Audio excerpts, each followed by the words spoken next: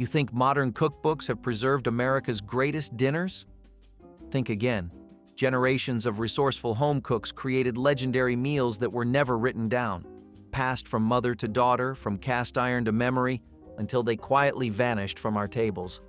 Let's dig into 60 forgotten dinner recipes we desperately want back. March wasn't glamorous, and neither was the food, but it was dependable. Pottage was the workhorse of pre-modern diets, a thick, hearty stew made from whatever grains, legumes, and vegetables were on hand. Think of it as the ultimate clean-out-the-pantry recipe, centuries before that was trendy. It was survival in a pot. Soldiers would boil ingredients together, letting them simmer for hours over a fire. Barley, peas, lentils, onions, whatever was in season or could last on the road made it in. And if you were lucky enough to have access to bread, it became the perfect accompaniment to soak up every last drop. Pottage was endlessly customizable. In lean times, it might be just barley and water. During rare moments of abundance, soldiers might toss in some herbs, bones, or even a bit of meat, transforming it into a feast. Medieval armies didn't have Michelin stars, but they did know how to stretch a meal. Of course, it wasn't always exciting. It was the same flavor, day after day. Still, when you're cold, hungry, and far from home, a bowl of pottage could taste better than gold. After all, the real luxury was staying alive and staying warm. Turkey was a prize on any table, especially out on the plains where game was lean and days were long. If you brought one down, it meant a real dinner was coming, and not just meat, but the kind of meal you told the neighbors about later. The meat was roasted, pulled, and chopped, then stuffed into a pastry made from flour, lard, and a little bit of hope. The crust was thick and greasy, flaky if you were lucky, and baked in a Dutch oven right in the hearth. You basted it with tallow from beef or pork, just enough to give the top a shine. It baked slow, filled the room with warmth, and came out golden brown and steaming. The filling might include onions or dried apples if you had them. But even plain, the meat carried the show. This was not a pie for casual meals. This was a pie you made for a family reunion or a hard-earned feast after days of nothing but beans. When you cut into it, the knife went soft through the crust and hit meat that tasted like the woods, the fire, and everything in between. SOS was the kind of dinner that felt like a military march straight to the kitchen table. It stood for chipped beef and white gravy over toast, but every working dad knew the other name, something salty and a little vulgar, just like the meal itself.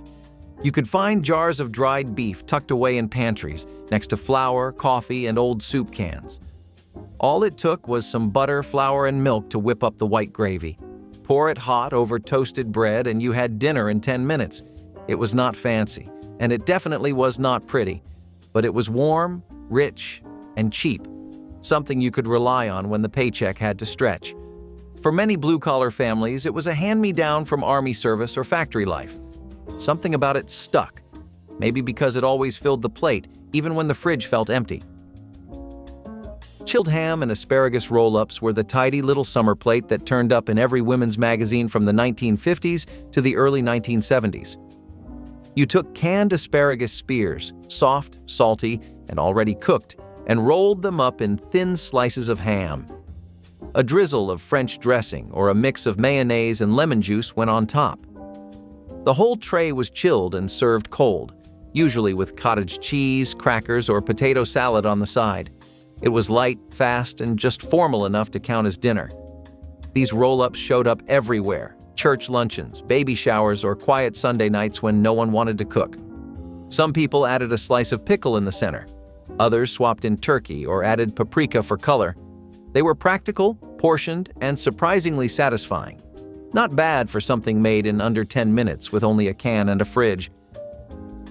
Curry, one of those 10-minute dinners that showed up again and again when times got lean.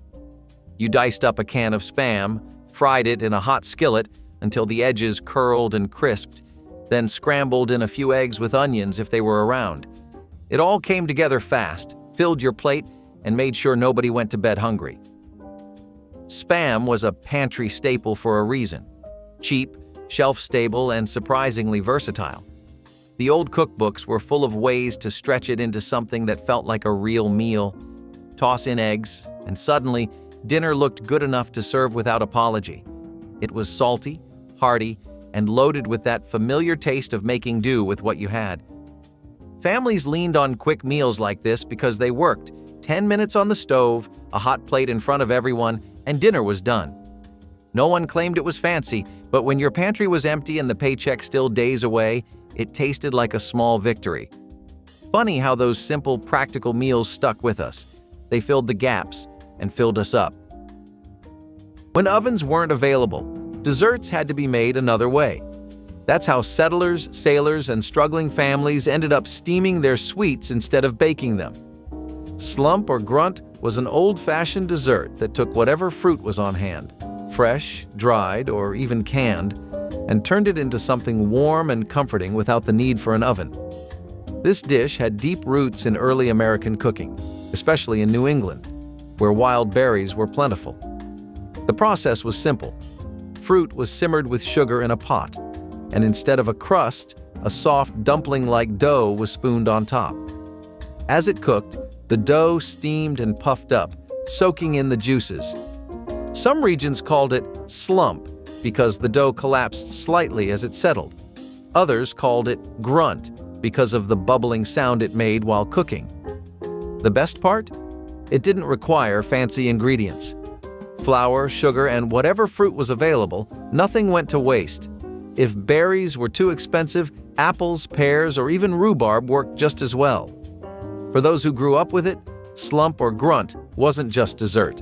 It was a reminder of how families made do with what they had, proving that even in hard times, a little sweetness could still be found. Mustang meat was never the first choice, but in desperate times, it was a last resort that kept people alive. Wild horses roamed the plains, and while most folks saw them as work animals or symbols of freedom, hunger turned them into meat on the fire. Mustang chili was rough, bitter, and hot. The meat was tough and needed hours of cooking. You boiled it, chopped it, and stewed it with dried pinto beans and chilies that had been strung and sun-dried for months. The spices were simple, whatever you could grind up or find in the pantry. It was not about flavor, it was about fuel. This was the kind of dish made when snow was falling and nothing else moved. You did not talk about what kind of meat it was while you ate it. You just chewed, swallowed, and kept going. For many, this was a secret meal, something they remembered but never spoke of again. But it mattered. It filled stomachs when there was nothing left to count on. And for that reason, it earned its place in old cookbooks, scribbled in pencil with no title, just one word: chili. Ox tongue was not shrimp and rice salad mold was one of those cold suppers you made when guests were coming over and the kitchen was already too hot to breathe in. The dish started with cooked rice, canned shrimp or small boiled ones, green peas, and chopped celery, all stirred into mayonnaise and lemon juice. Then it was poured into a gelatin base and set in a ring mold. By dinner time, you had a shimmering pink and white circle that wobbled gently when served. It looked fancy, and back then, that was part of the charm. Housewives in the 1950s and 1960s made it for luncheons or just to feel prepared. The shrimp felt upscale. The gelatin kept it together. Served cold on a bed of lettuce with saltines or tomato wedges, it was a slice of effort-free elegance. Today it might look dated, but once upon a time, this was the cleverest dish on the table.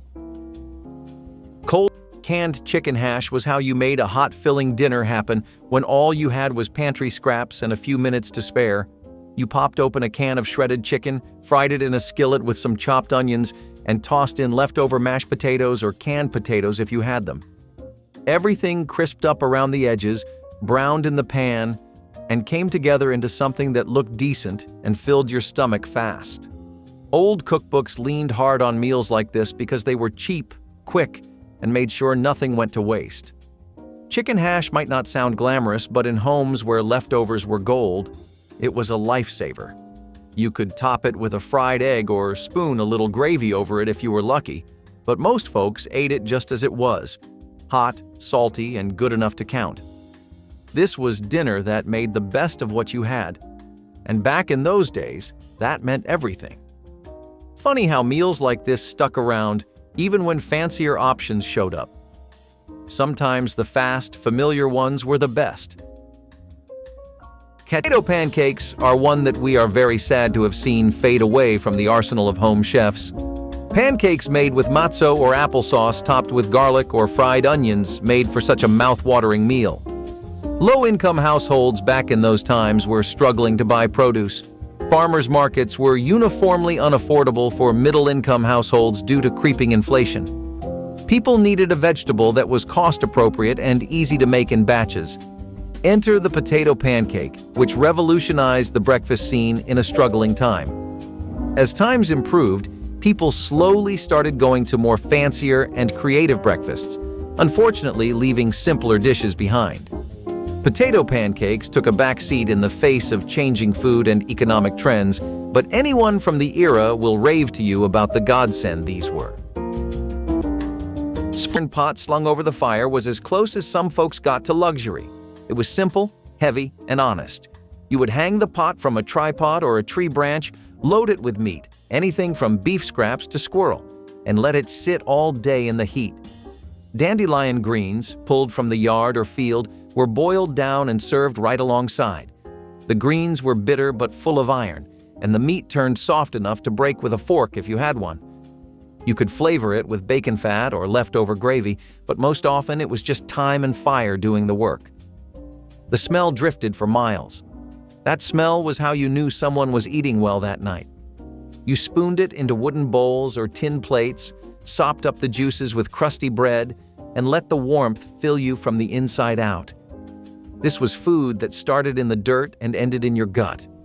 Nothing wasted, nothing fancy, just a pot, a flame, and what the land could give. These came together fast and quiet. Just canned tuna, breadcrumbs, egg, and a frying pan. There was something humble about them. No one bragged about eating them, but everyone cleaned their plates. They were flaky and golden when done right, the outside crisp and the inside still soft. Served with saltine crackers or maybe a side of peas, it was a fish dinner that worked when meat prices were out of reach. Moms and dads knew how to stretch a can of tuna across the whole table, and this was how. You could add lemon if you had it, or mustard if you were bold. But most kept it plain, just like the week. They tasted like a concession, something you made do with, but still came with a full belly and a quiet nod. Tuna patties were not fancy, but they were steady. And sometimes steady was all dinner needed to be. Solid sandwich plates were the quiet champions of summer dinners when the fridge was nearly empty, but you still needed something that felt like a meal. You would take bologna, thick cut or leftover slices, run it through a grinder or chop it by hand, then mix it with mayonnaise, sweet relish, and maybe some mustard if you liked a little zip. The resulting spread was scooped onto a leaf of butter lettuce, arranged on a plate with a couple of pickles, and served cold with slices of white bread or a few crackers on the side. This was not the same as a bologna sandwich you slapped together in a hurry. This was the dressed-up version, the dinner version. And for a lot of families in the 1950s and 1960s, it was enough to make the evening feel just a little more put together. Iced coffee or sweet tea on the side made it feel like a full meal. It might sound modest now, but it filled bellies and made do with what was on hand. People were proud of their spreads. Some added chopped celery. Others blended in boiled eggs or diced pickles. Every house had its twist. Cracker-crusted sardine patties were about as close to seafood night as most working families ever got when money was tight. You would mash up a can of sardines, crush some saltine crackers, and mix the two until it held together just enough to form a patty. That patty went straight into a hot skillet with a little oil, frying up crisp on the outside and soft in the middle. It was not a fancy fish fillet from the market, but it was hot, salty, and filled your stomach fast. These little patties showed up all over those old cookbook pages from the 1930s to the 1970s because they were reliable, cheap, and fast. Most families topped them with mustard or a spoonful of relish, whatever scraps were left in the icebox. Nobody expected restaurant fare. These were survival meals dressed up to look halfway decent. Sardines were affordable, packed with protein, and did not spoil in the cupboard, which made them a go-to when you had to feed everyone with pennies to your name. One-pot soup was a resourceful way to stretch both food and money, because when every penny counted, nothing was wasted. Coffee was cheap, especially if it was brewed weak and reused multiple times. Families would stretch a single pot for days, reheating it and adding water until it barely resembled coffee at all. When milk or cream was too expensive, this warm, slightly bitter broth was used to soften day-old bread or crackers, transforming them into an improvised meal. Some families added a sprinkle of sugar if they had it, while others used a dab of butter for extra richness. It was a survival meal, but it also carried cultural weight. French and Scandinavian immigrants had their own versions, sometimes called soupe au café or café soupe.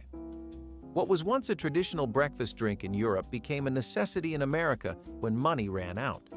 The brilliance of this dish wasn't in its complexity, but in its ability to make something out of nothing.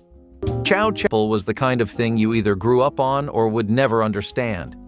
It was a loaf made of pork scraps, cornmeal, and seasoning, formed into a block, chilled overnight, then sliced and fried thick in a pan. The result was something between a meatloaf and a fried cake, with crispy edges and a soft, savory middle. The gravy was simple. You took the drippings left in the pan, added some flour and water, and stirred until it bubbled. That was poured straight over the scrapple like syrup on pancakes. There was no polite way to eat it. You cut it, scooped it, and sopped it up with whatever you had. It was greasy, dense, and completely satisfying. Scrapple came from people who knew that meat did not end with the tender cuts. It was a poor man's roast, made with brains, hearts, or necks, if that was all you had. But no one dared call it second-rate. It was breakfast, lunch, or dinner depending on the day. And when the weather was cruel and the wood was wet, scrapple and gravy reminded you that with a little time and grease, even scraps could become something worth waiting for. Elk meat was a pepperoni and stewed tomatoes was what happened when money ran out, but dinner still needed to appear on the table. It wasn't fancy. You boiled the macaroni, drained it, and stirred in a can or two of stewed tomatoes. Maybe you added a pat of butter. Maybe you fried up some onions in leftover bacon grease if you were lucky. The salt was generous because that's how you made it taste like something. This was a Depression-era holdover that didn't leave quietly. It stayed on stovetops well into the 1980s because it was easy, dirt cheap, and somehow comforting in its plainness. For some kids, this was their first lesson in "we don't waste food." Leftover noodles from last night became tonight's meal with a can opener and 5 minutes of heat. It wasn't gourmet.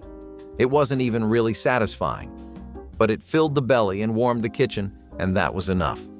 If someone grated a little cheddar on top or threw in a pinch of sugar, it was practically gourmet. No one bragged about it. No one wrote it down.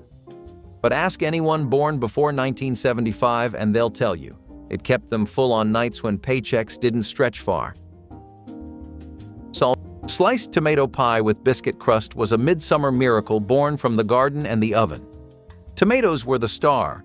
Big, juicy ones sliced thick and layered over a buttery biscuit dough pressed into a pie pan. Between the layers went onion, herbs, and sometimes cheddar or dollops of mayo, depending on the cookbook. Once baked, the tomatoes softened and sweetened, and the crust puffed up around the edges. The result was messy, fragrant, and comforting. This pie was not dessert, and it was not just a side, it was dinner. Served warm or room temperature, it filled the house with the smell of summer. Families used it to deal with too many tomatoes and a desire to skip meat. It was practical and indulgent. You could throw in corn or breadcrumbs. Some added a top crust, but most kept it open-faced. It faded when people stopped baking from scratch. But those who remember it will tell you it was magic. Stuffed cheddar egg toast with pickle spears was proof that even with the bare minimum in your kitchen, you could still whip up a dinner that hit all the right notes. You started with plain sliced bread, cracked an egg over the top, sprinkled shredded cheddar cheese across the whole thing, and slid it under the broiler until the edges turned crisp and the cheese bubbled up. Add a pickle spear on the side, the sharper and brinnier, the better, and suddenly dinner felt just a little more put together. This was the kind of meal that showed up in all those old spiral-bound cookbooks from the 1930s through the 70s. Fast, affordable, and surprisingly filling, it kept people going through lean years when even simple groceries felt like luxuries. Cheese, eggs, and bread might have been basic pantry staples, but when you combined them like this, it felt special enough to count. Families leaned on recipes like this because they worked. You could have dinner ready in under 10 minutes, and everyone stayed full. Those little meals did not need much, just heat, a little creativity, and whatever odds and ends you had lying around. Somehow, that was always enough. Speaking of molasses, they also went really great with some slow-baked beans. Molasses have a knack for adding a lot of deep flavor to a dish, and the fact that these were usually left overnight to absorb all of it made for probably the best baked beans people could get in those times. It was especially popular as a summertime meal. Baked beans were not too hard to get, not the tinned versions because those were still pricey. Once you had some, you would just leave them in water to soften, and then the beans would be baked for 8 hours straight overnight. Making it was a whole day, literally. But once you were done with the prep work, it was all just a waiting game. And this was one time where being patient really paid off. So it was one of the few meats you did not have to buy. You trapped it, you skinned it, you cooked it over a low flame and gave thanks for every bite. Stewed rabbit with wild onions was a meal of real effort. Catching the meat was half the battle, but cleaning it was even harder. Once in the pot, the meat softened slowly, and the onions, dug from fields or creek beds, gave it a sweet, peppery edge. Sometimes folks added vinegar or dried apples just to stretch the flavor. You could serve it over biscuits or eat it straight from the pot. This was food for people who made do with what they had and did not ask for more. It was quiet, filling, and honest. A dish that reminded you that hunger does not care about preferences. You ate to keep going. You ate because something had to. Corn shells were dinner that looked like love. Not the quick kind, but the kind that took time. Boiling pasta, mixing ricotta with egg and herbs, ladling sauce, sprinkling cheese, and sliding it all into the oven. It was the kind of meal you made when the paycheck landed, the weekend started, or you wanted everyone to sit down at the table together. There was always enough to feed a neighbor or save for lunch the next day. It was filling, rich, and made a kitchen smell like a promise. The shells held the ricotta like little pockets of warmth, and the red sauce bubbled around them like a hug. No shortcuts, no mystery powders or packets. Just pasta, cheese, sauce, and the kind of effort that said, "You matter." Dads appreciated the leftovers. Kids fought over the browned edges. Moms quietly savored the first bite before anyone else sat down. It was a dish for gathering, sharing, and holding on to something solid in a fast, loud world. Liver, canned peach, and cottage cheese ring mold was the cold supper your grandmother swore by, and for good reason. Molded in a ring pan, it started with plain gelatin, mixed with the syrup from canned peaches, folded together with cottage cheese, diced peaches, and sometimes crushed pineapple or chopped nuts. Once set, it came out as a shimmering circle of pastel fruit and cream, served cold with a dinner roll or a spoonful of mayonnaise on the side. That might sound strange now, but this was a meal built for heat. It did not require an oven. It could be made the night before, and it was filling in that oddly satisfying way that old-fashioned suppers tend to be. This recipe showed up constantly in homemaker magazines and fundraising cookbooks during the 1950s through the 1970s. It was meant to be practical and pretty. You could make it with what you had in your pantry, and it made use of canned goods in a way that felt fresh. People served it at luncheons, baby showers, or just on nights when nobody wanted to cook. It was elegant on a dime, a little weird by today's standards, and a real piece of summer dinner history. Vienna sausage omelet rolls were the quick, clever way families turned pantry food into dinner when the fridge looked bare. You sliced up those little Vienna sausages, tossed them into a hot skillet, and poured whisked eggs right over the top. As the eggs set, you rolled them up like a little omelet wrap, cut it in half if you wanted, and dinner was ready before anyone had time to ask what was cooking. Old cookbooks were filled with recipes like this, fast meals that used up canned staples and turned them into something hot, salty, and filling. You could spoon a little relish on top, serve it with crackers, or keep it plain, but no matter how you fixed it, it hit the spot. Vienna sausages were cheap, easy to store, and lasted forever in the pantry, which made them a go-to when fresh meat was hard to come by.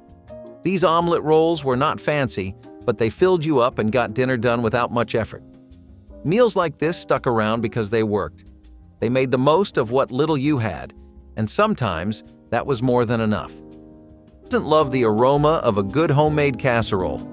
Well, this hearty meal was still winning hearts even during the Dust Bowl days. Now, during the Dust Bowl, casseroles weren't the fancy, cheesy concoctions we know today. They were more like a hodgepodge of whatever was on hand. Leftover vegetables, some mystery meat, maybe some canned beans, all thrown together in a baking dish. Not exactly Instagram-worthy, but it was a way to use up scraps and fill up the dining table. Plus, they were the stars of potlucks and holiday dinners. This was the era of coming up with all different recipes for casseroles and everything from hash brown casseroles to tuna noodle casseroles. These recipes were passed down from generation to generation and made their way to us.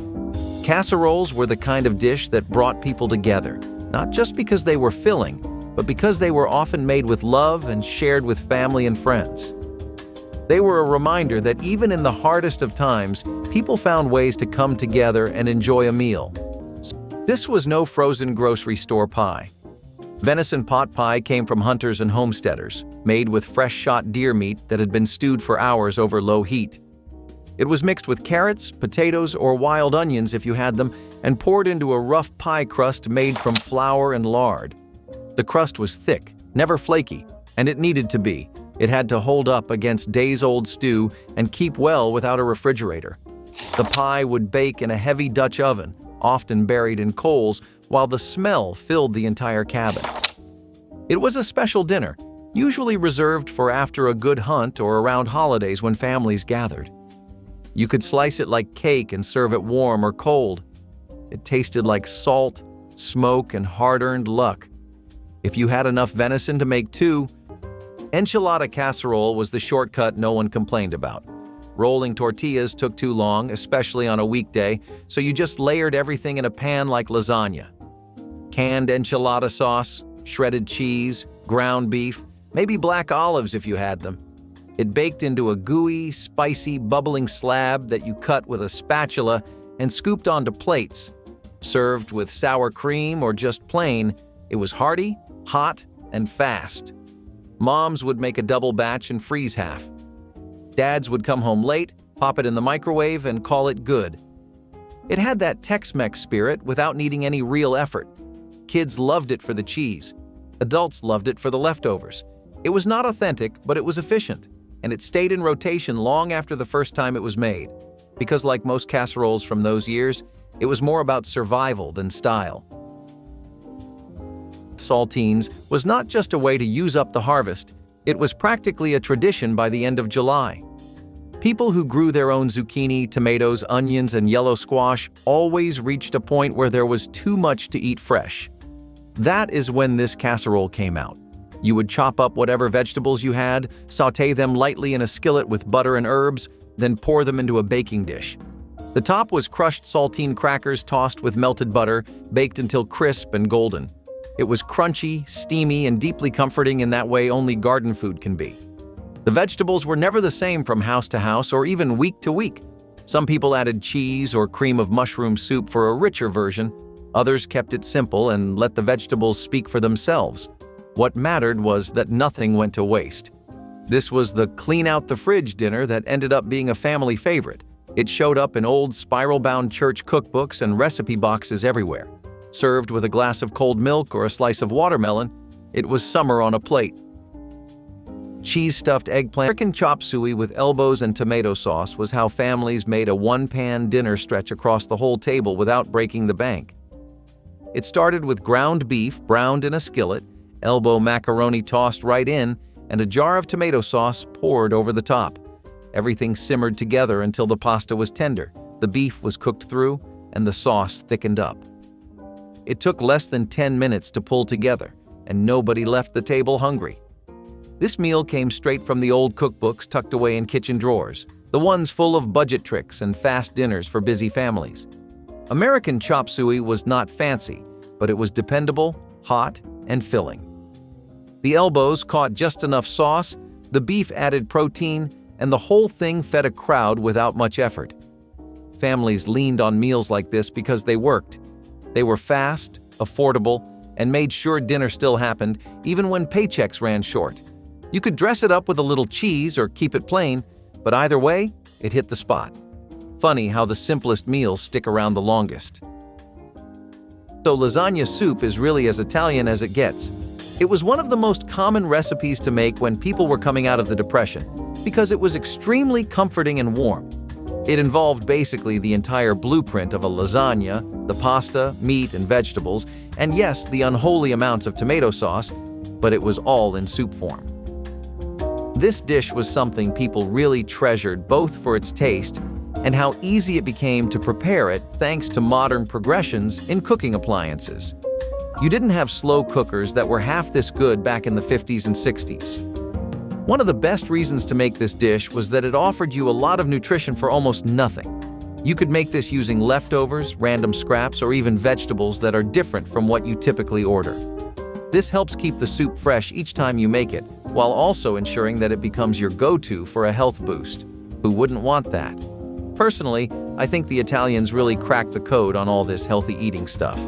What about you? Would you consider keeping lasagna soup as a side dish in your roster? Or are you a purist who swears there's nothing better than the classic layered, cheesy lasagna? Dough was the cowboy's best friend, and not just for bread. You could take a little jar of starter across states and still have breakfast wherever you went. These flapjacks were not sweet or soft. They were chewy, dense, and packed with tang from the ferment. Fried right on a skillet greased with leftover pork fat, they went great with salt pork slices, heavily salted meat that was soaked and boiled until edible. Nobody called it elegant, but it worked. Cowboys ate it in the morning if they were lucky, or as a dinner when rations ran low. Salt pork was cheap, kept forever, and did not need refrigeration, which meant it could follow you to the middle of nowhere. These meals were eaten sitting on the ground, leaning against your saddle, with the fire crackling just out of reach. You did not eat for flavor. You ate because tomorrow was another 10 miles and you were already sore. This was fuel, not a feast, but it was also comfort in a place where comfort was rare. Cream-chipped ham over toast was the sort of meal you could smell from the driveway, and not always in a good way. You started with thin-sliced lunch meat, chipped into ribbons, usually from the deli's cheapest bin. Tossed it into a bubbling white gravy made from flour, margarine, and milk. Stirred until it thickened like pudding. Then ladled the whole mess over white toast or biscuits. The salty ham melted into the sauce. The bread went soggy fast. And somehow, it all worked. In factory towns and Pennsylvania kitchens, this was a staple. They even gave it names like SOS, stuff on a shingle, though the S didn't always stand for stuff. It was a working man's breakfast, a quick lunch, or a thrown-together dinner when time and money both ran out. The kids didn't ask for seconds, but they didn't go to bed hungry either. It wasn't fancy. It wasn't even really appetizing. But it was food that stuck with you, literally and figuratively. And on cold nights, with the news humming in the background and the toast steaming on a chipped plate, it reminded you that even a mess of gravy and scraps could feel like a warm hug. Raw-maced cold meatloaf with celery relish was the kind of meal that quietly held families together through long, hot summers and tight grocery budgets. After meatloaf night, what came next was almost better. Thin slices of the chilled loaf served on a plate with a scoop of tangy celery relish on the side. That relish was simple. Chopped celery, onion, a dash of vinegar, maybe a pinch of sugar if you wanted to get fancy. The contrast between the dense, savory meat and the bright crunch of the relish made this leftover dinner feel like its own occasion. White bread or saltines were standard sides and no one complained. This showed up in a lot of mid-century cookbooks as a suggestion for next-day meals. It was easy. It was cheap. It felt satisfying without being heavy. And in houses where meat was stretched thin, turning leftovers into something new was a skill people were proud of. Some folks made their meatloaf with oats or breadcrumbs to stretch it. Others added bell peppers or hard-boiled eggs in the center. No matter the version, this cold plate dinner was a reliable summer staple that tasted better the second day. Garden vegetable casserole with canned spaghetti and cheese was the dinner you threw together when there was not much left in the fridge and your stomach was growling. You would open up a can of leftover spaghetti, sauce and all, and toss it straight into a hot skillet. As it fried, the sauce thickened, the noodles crisped up around the edges, and everything smelled just good enough to pass for a proper meal. Then you sprinkled shredded cheese over the top, let it melt, and scraped it onto a plate. That was dinner. It came from old cookbooks full of clever ways to stretch leftovers and make canned food feel less like survival and more like comfort. It was salty, cheesy, crispy in the right places, and ready in under 10 minutes. Most folks ate it standing by the stove or while leaning over the kitchen table because that is how those quick meals always went. It was simple, but it filled you up. Funny how a can of spaghetti and some cheese could turn into something worth remembering. Collard greens have been a peasant food for many reasons and for a long time. They were really popular in African American culture for sharecroppers, small farmsteads, rural villages, and more. A lot of people relied on them for centuries, but their reputation was always hat of low-class food. Towards the 20th century, collard greens began to gain some respect as a symbol of the South and its humble, rustic cuisine. Now, what I like to think is that this dish was in the right place at the right time. See, towards the end of the 20th century, there was a massive health scare going around all of America, particularly the South. What can I say? Years of drippings, bacon, lard, fat, and deep frying things in oil or beer or both may do that to you. Collard greens began a light that people were flocking to, full moth style. People were familiar enough with them, had an acquired taste for them too, and liked all the different spins you could throw on the dish. So for a lot of people, they were the first step towards a healthier lifestyle. And that's really why they did a complete 180. Despite hominy was corn but tougher. It had to be soaked in lye, boiled until it puffed and split, then rinsed again and again to make it safe to eat. What came out was chewy, earthy, and just strange enough to feel like something ancient. It was not the kind of corn you threw on the cob. This was corn that had been through something. Fatback, on the other hand, was just what it sounded like. Thick slices of pork fat, cured with enough salt to last through the hottest summers and coldest winters. On their own, each ingredient was rough. But together, they became a dish that worked like fuel. You layered the hominy and fatback in a pot, sometimes added a little grease or onion, and baked it until it bubbled up thick and heavy. The top might brown if the fire was hot enough, but even when it did not, nobody turned it down. It was dense, it was greasy, and it stuck to your ribs like armor. In a place where meals were counted in effort, not elegance, this one always showed up on time. It did not ask to be liked, just eaten.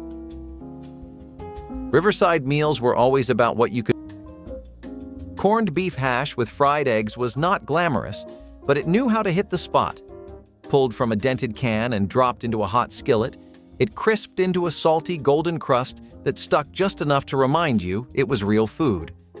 This was a meal built for exhaustion, the kind of dinner a dad would fry up with one hand while loosening a work tie with the other. When the eggs hit the pan, sunny side up, they sizzled loud and smelled like morning, even at 7 p.m.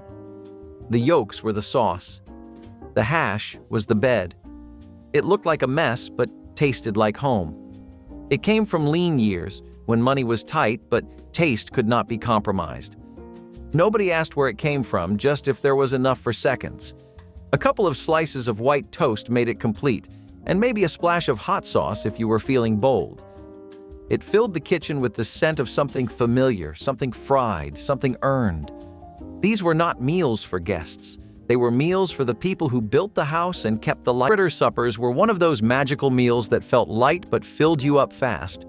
Made from fresh corn cut off the cob, mixed with flour, eggs, and a splash of milk, these fritters were dropped into hot oil until golden brown and crisp. You would pile them high on a plate, sometimes dusted with salt or drizzled with syrup if the mood called for it. But the real trick was what came on the side. Thick tomato slices, chilled and sprinkled with pepper, or a scoop of cottage cheese gave the meal its balance. This was not a starter. This was dinner. A hot, crunchy, fresh off the skillet kind of dinner that made the house smell like summer.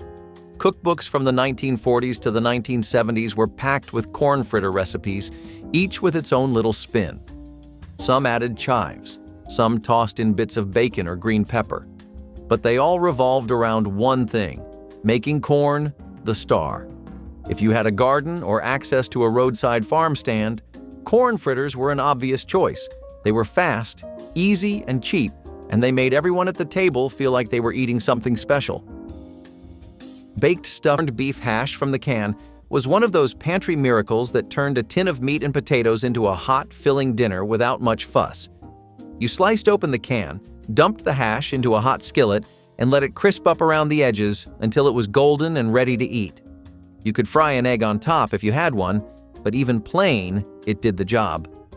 This meal came straight from those old cookbooks that knew exactly how to stretch groceries and fill a plate fast. Corned beef hash was salty, hearty, and packed enough flavor to make up for how simple it was. It fed families during tight times, filled lunchboxes, and showed up on the table when there was not much else to work with. It might not have been fancy, but it was practical. And back then, practical meals were king. These dinners got everyone fed in under 10 minutes, with nothing wasted and no one left hungry. Funny how even canned food like this turned into something that stuck around in people's memories.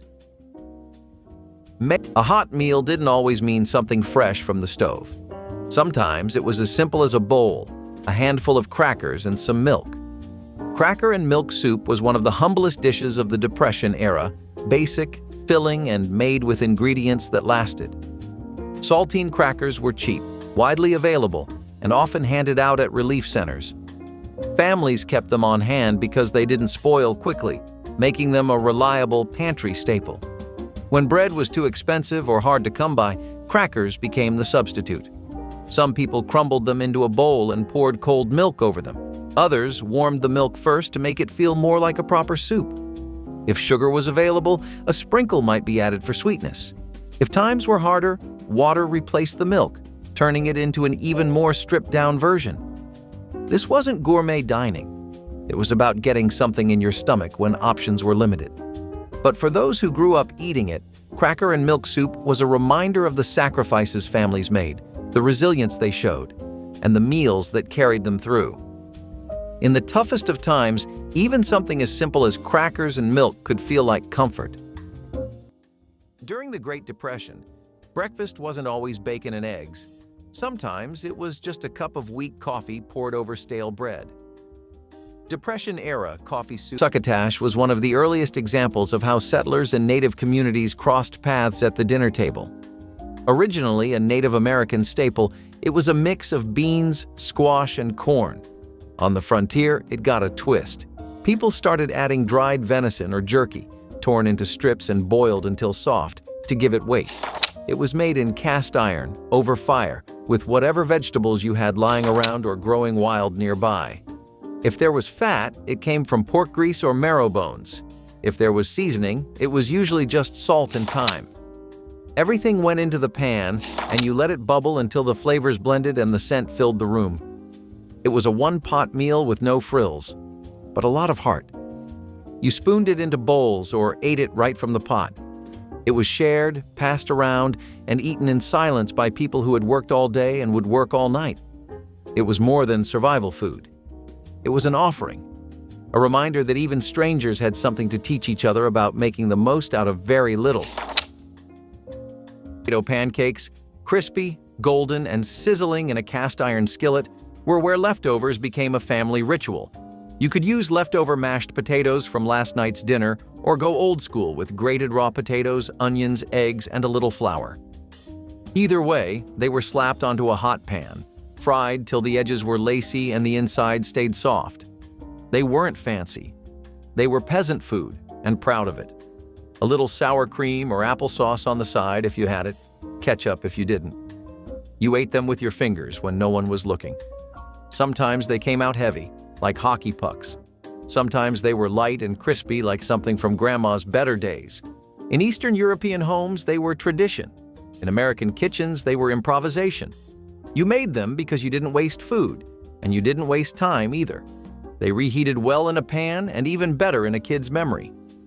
You didn't call them latkes unless it was Hanukkah. Otherwise, they were just potato pancakes, fried in oil, made with whatever was left, and eaten in silence, except for the crunch. One bite and the past came rushing back, hot, crispy, and deeply familiar. Eggplant lemon chicken with jellied beet rings was the kind of dinner you would find chilling in the fridge under a layer of wax paper, waiting for the hottest part of the day to pass. The chicken was marinated in lemon juice, olive oil, garlic, and herbs, then roasted and cooled until tender. It was sliced and arranged on a serving platter, often surrounded by rings of beets suspended in gelatin. Those beet rings were not just for show.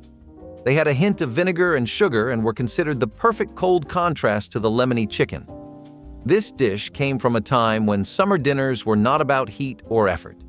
They were about balance. Something bright, something chilled, something that did not ask too much from you but still looked beautiful on the table. Housewives took pride in plating this just right.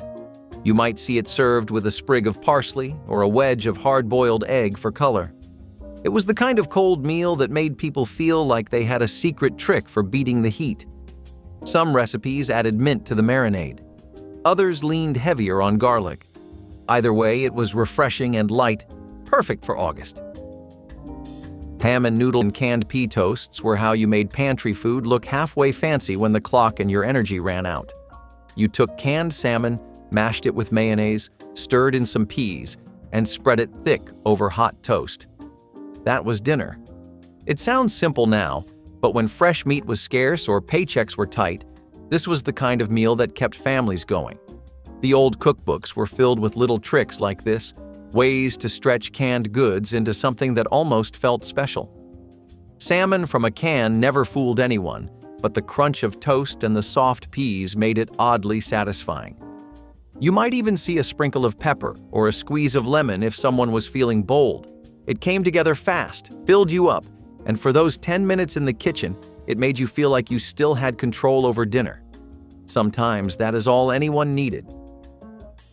Minute rice, now fermented foods like kimchi and sauerkraut, as well as miso, had started out as these really innovative and practical solutions to help preserve food before refrigeration had become such a household concept. But once they had begun to be associated with a lot of poor communities and rural ones, they started to be shunned away. Before refrigeration, fermentation was a pretty necessary way to help store food for the winters in all sorts of countries, not just America. It was more or less the staple way to preserve things for a lot of rural communities and farmsteads.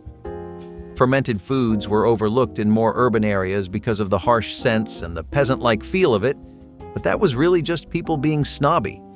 They've got the opposite image now. I mean, haven't you seen all those viral TikToks about homegrown fermented kimchi? Lots of modern science also backs up the various health benefits of fermented foods. Who knows? Maybe it's what you need too. Pemmican was survival food at its most basic. Dried meat, fat, and berries mashed into cakes that could last for months without spoiling. But out on the frontier, folks found ways to turn it into something hot and hearty when supplies ran low. Enter the pemmican hot dish, which was exactly what it sounded like. Pemmican fried up in a skillet with whatever else was on hand. Onions, turnips, wild greens, or even a spoonful of leftover beans. The meat, usually deer or buffalo, had been dried until leathery and ground into pieces. The fat came from tallow, rendered down in iron pots until it was clear and clean. It all came together in one sizzling, heavy pan. It did not smell great, but it tasted like energy, and it gave you the strength to do whatever was needed the next day. You could eat it with a biscuit or flatbread if you had any left, but often you just scooped it straight from the pan with your knife. This was the kind of food you made when there was no room for complaints.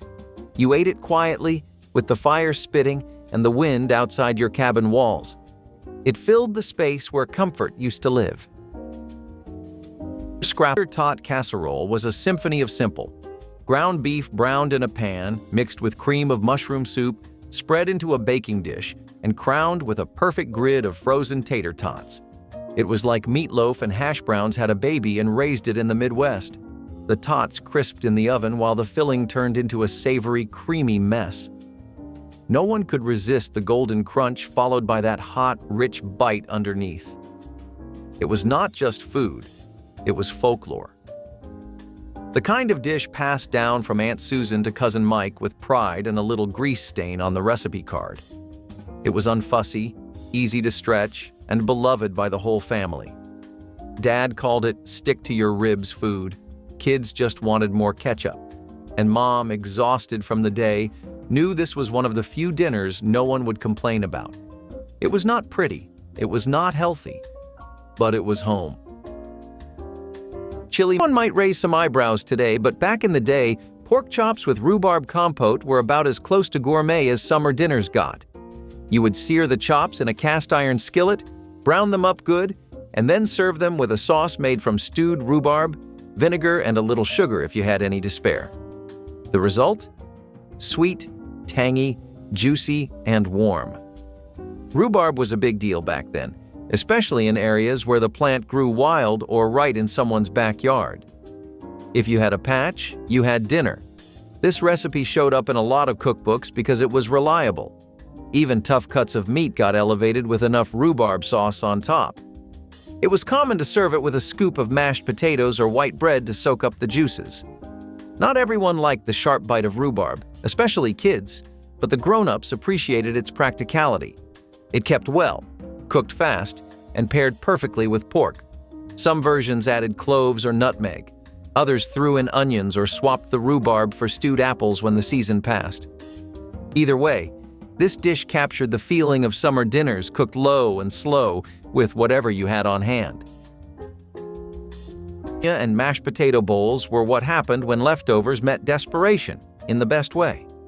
Bologna was cheap, salty, and easy to fry up in a hot pan until the edges curled just right and got that crispy golden ring. Leftover mashed potatoes were scooped into a bowl, topped with the hot bologna, and if you were lucky, drowned in ketchup, gravy, or whatever sauce was hiding in the fridge. It was not about being fancy. This was survival food pulled straight from those old creased cookbooks every family tucked away in the kitchen drawer, the ones stained with coffee rings and margarine smudges. No one expected it to be restaurant-worthy, but that salty bite of bologna with creamy potatoes stuck to your ribs after a long, hard day. It filled you up fast and made use of whatever scraps were left from last night's dinner. When you only had 10 minutes and not a penny to spare, this meal was a lifesaver. To the village of Finan in Scotland, you'll find Finan Haddie, which in America is a euphoric Scotty banger. Give the room 2 minutes, and if everyone isn't seated, settled, and forked up in about 2 minutes max, I'll hand you a cash prize. If you want to get really authentic and traditional, you cook the smoked haddock over an open fire on a wooden stove. Really, though, there were all kinds of ways of cooking Finan Haddie. People would bake it, steam it, boil it, and do all kinds of other things. It's one of the most popular fish dishes in America for a pretty good reason, though. And it's the same reason corn oysters got so popular. There are lots of coastal cities in America, and the fishing industry is thriving and bustling. Especially throughout the 1980s, it was really common for people to just live off of the catches of the day and whatever you'd find swimming upstream in the river. Unfortunately, though, it pretty much existed as this rural, regional specialty in coastal areas. Finan Haddie was usually made with a lot of cream, fat, and butter, which meant that it wasn't going to last with all the healthy eating trends that were taking over. People ended up forgetting it, and outside of some traditional Scottish communities, no one even really knows about this dish. You can't call it vintage since it wasn't that long ago, which makes its immense fall-off even more surprising. When a meal, people really ate prairie dog, and no, it was not a joke. These little animals were everywhere in the open West, and when supplies were low, homesteaders turned to whatever they could trap. Prairie dog was skinned, gutted, and boiled with turnips or potatoes, whichever root vegetable was still hanging on in the cellar.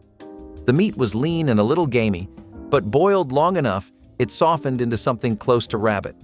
You would not serve it to company, but it fed the kids and kept everyone on their feet. There were no fancy spices, just salt if you had it, and wild onions if you got lucky. The turnips soaked up the broth and carried the meal further. Some folks called it stew, others called it shame.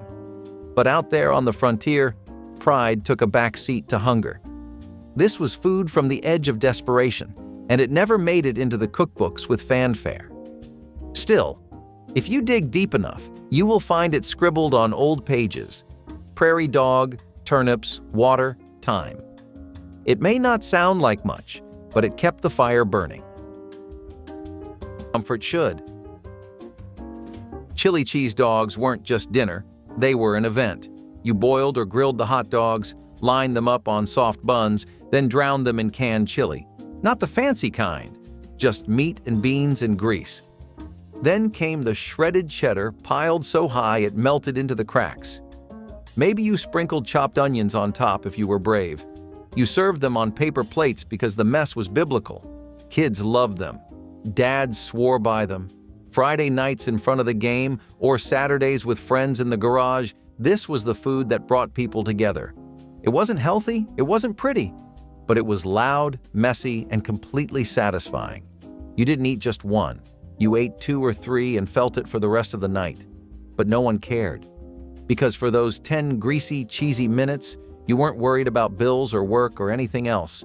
You were just eating something that tasted good, with people you liked, with napkins stacked high and bellies filling fast. It was dinner you remembered, not because it was fancy, but because it was.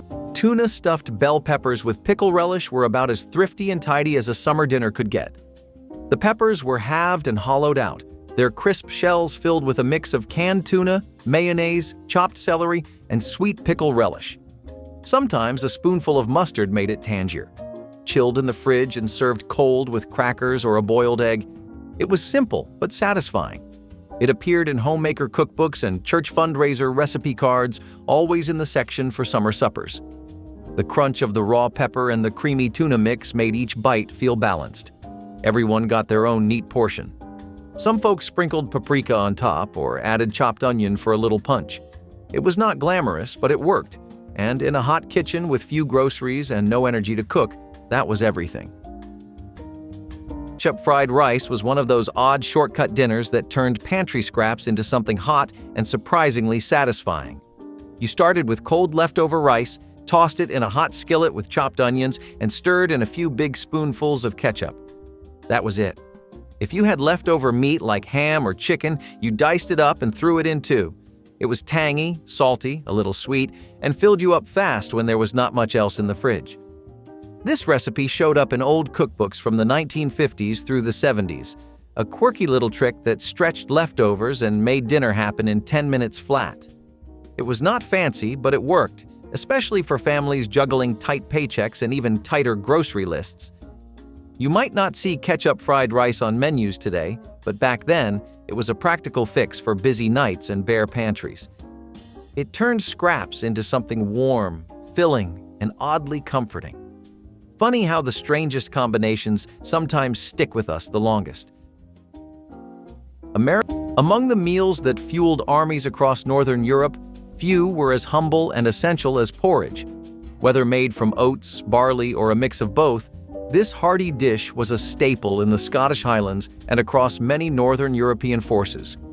Easy to prepare, filling, and rich in nutrients, porridge was a soldier's reliable companion, especially in colder climates where extra calories were crucial for maintaining energy. Soldiers were often given a basic porridge made from oats and barley, both of which were cheap and durable. The simplicity of the dish didn't stop there. Flavoring was minimal, often just a sprinkle of salt. However, on rare occasions, dried fruits like raisins or berries might be thrown in for a touch of sweetness, a welcome surprise in an otherwise bland meal. But the real beauty of porridge was its versatility. Whether served thick and dense or thinner, it could be adapted to whatever was available. The grains were easy to store and transport, and the dish could be cooked over a fire without requiring much effort. When times were tough, oats and barley provided soldiers with the carbohydrates and fiber they needed to power through long, exhausting days on the march. Prairie hen was lean and tough, but when baked slow in a Dutch oven, it turned into something worth sitting down for.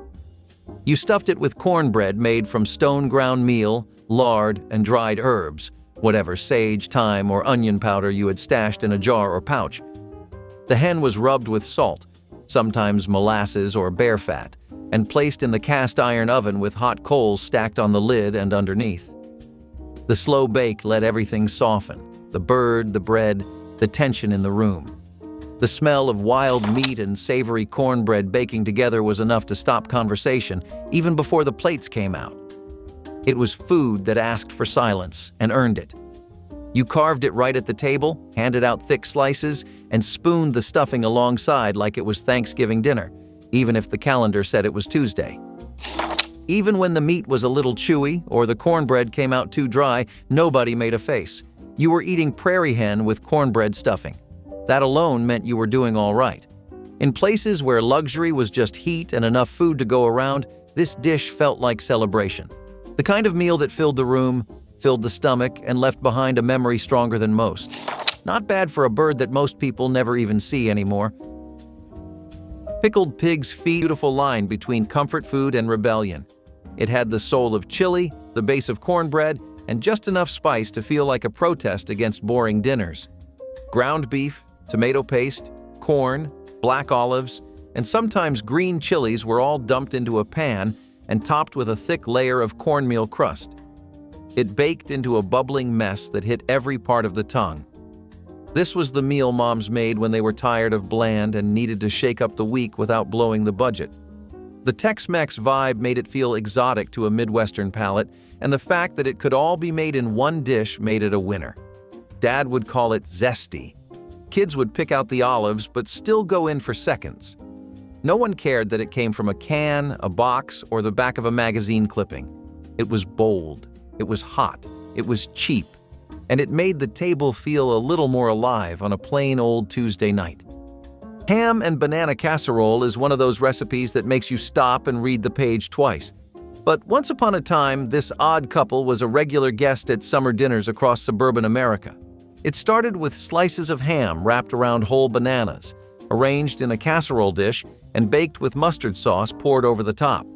The mustard added a tangy kick, and the bananas softened into the kind of texture that people back then thought of as fancy. Some even added shredded cheddar cheese. It was quirky, no doubt about it. But in the 1950s and 1960s, cookbooks were full of strange pairings that somehow worked. This dish was a crowd pleaser for its novelty as much as its taste. And in hot weather, it was easy to make without much fuss. It showed up at church potlucks, birthday parties, and even weeknight dinners when the fridge was running low. Today, people may cringe at the combo, but for families back then, it was just another way to stretch meat and fruit into a full meal. It is the kind of thing you might laugh at now, but remember fondly if you grew up scraping mustard sauce off your plate. Cornflakes mushroom soup over toast was one of those forgotten Depression-era dinners that somehow made a quiet comeback in old cookbooks from the 1940s through the 70s. It was as simple as it sounds, but it filled your belly fast. You opened a can of creamy mushroom soup, heated it up in a pot, and spooned it over slices of buttered toast. That was dinner. It did not pretend to be anything fancy, but when the cupboards were almost empty and the clock was ticking, it got the job done. Families leaned on meals like this when money was tight and time was short. It turned one can of soup into a warm, filling meal that stretched across the table. Maybe you sprinkled some black pepper on top, maybe a little dried parsley, but most folks kept it plain. It soaked into the bread, made the whole kitchen smell like home, and filled you up after a long day. Those old cookbooks were full of meals like this, simple recipes that felt comforting without much effort. Funny how the humblest dinners tend to stick around the longest, even when everything else changes. Most oatmeal meatloaf recipes use the oats as a side piece to, like, 2 pounds of lean ground beef, but that was obviously not what people were working with back then. Instead, the loaf was made entirely of layers of oatmeal, with sausages and bacon stuffed into it to give that meaty profile. Some dried onions and garlic meant that there was good enough reason to get the fine plates out, and there was always enough to go around too. Plus, grandmas really ran with the recipe right after the Depression ended and things started going back to normal. They would add things like tomato sauces and never spare the eggs or the flour. Probably why kids would love it so much since they went all out with it. But after going through a patch where this was a luxury, You cannot blame them for wanting to go the extra mile either. Powdered. The desert did not give much, but if you knew where to look, it gave enough. Cactus, or nopales, grew wild and thick, and once you cleaned off the spines, it became one of the best survival vegetables you could find. Pinto beans were cheap, dried, and kept forever in a sack tied to the wagon. Together, they made a stew that was filling, earthy, and better than it had any right to be. The cactus softened down into a slippery green bite with a hint of tang, while the beans thickened the pot and made sure no one left hungry. Spices came from the land, chili if you had it, or salt scraped from dried-out creek beds. Sometimes there was onion, garlic, even corn, but usually it was just beans, cactus, water, and thyme. The result was hot, savory, and rich in a way only the desperate can appreciate. You ate it with a spoon, if you had one, or soaked it up with dry flatbread. Cactus and pinto bean stew was a desert answer to dinner, and it never failed to do the job. Cooking meat in an iron lights on. Turkey divan was how leftovers became legend. You started with dry bits of Sunday's bird, some broccoli from the freezer, and a can of cream of chicken soup. Then came the magic, a cheese sauce, sometimes called mornay if you wanted to sound fancy, poured over everything and baked until bubbly. It came out golden, rich, and smelling like someone tried. That mattered. It was a casserole that masked fatigue, dressed up scraps, and made Tuesday dinner feel like Thanksgiving's secret encore. Dads liked it. Moms knew it was efficient. Kids just remembered the gooey forkfuls and how broccoli did not taste like punishment when it was drowning in cheese. In the 1980s, dishes like this were culinary glue, binding time, taste, and tradition. Turkey divan did not make headlines, but it made memories. The kind you recall when you open a fridge of leftovers and wish you could call your mother to ask how she made it taste so good. It was never just about cleaning out the fridge. It was about warming the room, feeding the family, and reminding everyone that even the scraps had value. Tamale pie walked a mock chicken legs, better known as city chicken, were a Depression-era idea that stuck around. You took cubes of pork or veal, skewered them, rolled them in flour, egg, and breadcrumbs, then fried or baked them until golden. The idea was to mimic fried chicken legs when chicken cost too much. And you know what? It worked. Cookbooks from the 1940s through the 1970s printed this recipe again and again. In summer, these skewers were served with slaw or cucumbers, something cool to balance the heat. You could reheat them or pack them for a picnic. A pound or two of meat could feed a full family. For families in cities where meat came from the butcher, not a backyard coop, this recipe was gold. It looked like a feast, even if it was scraps. Today, you hardly see city chicken, but people who remember it still say it tasted better than the real thing. And Frankfurter cups were one of those dinners that showed up when parents needed something fast, cheap, and guaranteed to make the kids smile. You sliced up hot dogs, stirred them into a bubbling pot of canned baked beans, and let the whole thing simmer together until it smelled good enough to fool everyone into thinking dinner took effort. You could scoop it into bowls or coffee mugs, hand everyone a spoon, and dinner was done before anyone had the chance to complain. This recipe came straight from those old community cookbooks and church bulletins, the ones filled with quick fixes and budget meals for families running on empty. It was salty, sweet, and hearty enough to stick to your ribs after a long day of work or school. Those beans and franks might not have been gourmet, but they filled the kitchen with warmth, and for 10 minutes of effort, that was a win. You would see this recipe clipped onto fridge doors or scribbled on index cards, passed down because it worked. It was comforting, cheap, and faster than takeout. A classic for busy homes making the best of what the pantry had left. Needed to be stretched. Dumplings were a go-to solution. But when flour was scarce and meat was expensive, families had to get creative. That's how bologna and cornbread dumplings found their way to the dinner table, a dish that took two cheap ingredients and turned them into something hearty. Cornmeal was an affordable staple, especially in the South where cornbread was already a common dish. Instead of traditional dumplings made with flour, families mixed cornmeal with water or milk to form a dough. Chunks of bologna, one of the cheapest meats available, were folded in, adding a little protein and salty flavor. The dumplings were then dropped into boiling water or broth, cooking up into a soft, filling meal. This dish was pure ingenuity. Bologna was one of the most budget-friendly meats of the time, and cornbread was a familiar way to stretch a meal. Together, they created a dumpling that was easy to make, filling, and, at least in tough times, satisfying. Bologna and cornbread dumplings were about making something from nothing, using the simplest ingredients to create a meal that filled stomachs and carried families through the hardest days. When there was nothing to tickle your nose, but fried rattlesnake was a real meal on the frontier. If you were living off the land, you ate what the land gave you, and sometimes that meant a coiled-up surprise near your boots. Rattlesnake meat was surprisingly tender and mild, almost like chicken, and once you peeled the skin and cleaned the bones, it fried up fast. Cornmeal crust gave it crunch, and a sprinkle of pepper or dried herbs gave it flavor. Folks who lived near the desert or in rocky canyons got used to seeing these snakes. Some made it a sport to hunt them, others just got desperate enough to try.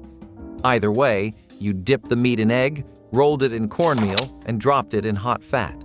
It sizzled, popped, and came out golden. Eaten with dandelion greens or roasted roots, it was more than just edible. It was a story. One you told around a fire long after the danger was gone. Liver and onions was not a favorite, but it was a standard, especially in homes that believed in iron-rich dinners and cleaning your plate. The smell hit you first, thick and unmistakable, filling every corner of the house. Sliced beef liver tossed in flour, fried in bacon fat or oil, and topped with sweet caramelized onions. It was the meal you endured rather than craved, but it had a purpose. It came from a generation that did not waste food or nutrients. Dads grew up on it. Moms cooked it because it was cheap, and kids ate it because you do not get dessert otherwise. The texture was dense, the flavor was deep, and the onions made it bearable, even tasty for some. It was not trendy, not fun, and certainly not pretty, but it fed the body and the spirit of thrift. There was pride in eating what others would throw away. Liver and onions asked you to be grateful, not picky. It was dinner that reminded you life was not always sweet, but it was always worth chewing through. Tater with tomato gravy was how people in the 1960s made vegetarian food feel hearty, long before it was trendy. Eggplants were halved, scooped out, and filled with a mixture of breadcrumbs, grated cheese, chopped eggplant, and herbs. Some folks added onions or olives. Once stuffed, the eggplants were placed in a baking dish and covered with a slow-simmered tomato gravy, thicker than a sauce but smoother than a stew. It bubbled in the oven until the tops were golden and the gravy had soaked into every crevice. You would serve it warm or room temperature with a fork and knife and maybe a slice of buttered toast. This dish showed up in Italian-American households and made its way into countless home cookbooks aimed at budget-conscious cooks. It used up what was in season. It filled bellies. It reheated well. And it felt like something special, even if you made it with grocery store odds and ends. Some versions used Parmesan. Others went big with cheddar. But all of them were built on the idea that dinner did not need meat to be satisfying. It was thrifty, it was rich, and it was worth every bit of oven heat on a summer day. Pimento cheese sandwich melts were one of those quick, bold dinners that came straight from old cookbooks packed with practical, no-nonsense recipes. You took slices of bread, spread them thick with creamy, tangy pimento cheese, and grilled them in a skillet until the outside was golden and crisp. It was not just a sandwich. It was a fast, hot meal with big flavor that came together in 10 minutes or less. Pimento cheese was everywhere back then, especially in southern kitchens, but families all over used it to stretch groceries and add some punch to an otherwise plain dinner. You could eat the melt with pickles on the side or a handful of chips if you had them, but most folks kept it simple.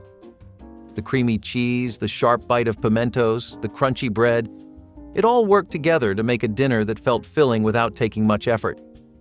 These meals showed up again and again in faded cookbooks and handwritten recipe cards because they did exactly what they needed to: feed everyone fast. Funny how the boldest flavors came from the simplest tricks. Beef barley soup is but a humble dish that comes right from tales of peasant wives making hearty breakfasts for their families. Sorry for sounding like a Lord of the Rings extra for a second. Really though, beef barley soup is as vintage as a recipe can get. Barley itself is one of the most ancient grains we have, not just in the States, but all across the world. Again, the idea of pairing it with beef is something we took from our European buddies that immigrated to Uncle Sam's greener pastures. When they weren't looking so green, and trust me, the 1930s and 40s were a long time, it was in everyone's mutual interest to play it smart. By that I mean there was a lot of inspiration to take from all the different communities around in the States. What is America if not a melting pot of different cultures? Beef barley soup used a lot less meat than the recipe typically calls for, but the substitute of roasted vegetables really brought it all together in a wonderful way. It was now not just a peasant dish for field workers, but something everyone had daily, because it was the best they could get. As far as prize, and the shoulder was the biggest piece you could get your hands on if you were lucky enough to bring one down.